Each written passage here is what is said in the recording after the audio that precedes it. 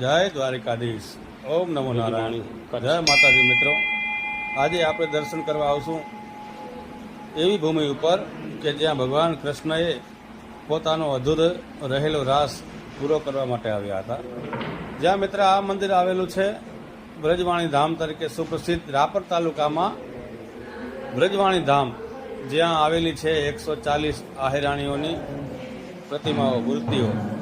અને એમ કહેવાય છે કે અહીંયા ભગવાન કૃષ્ણએ પોતાનો અધૂરો રાસ પૂરો કર્યો હતો.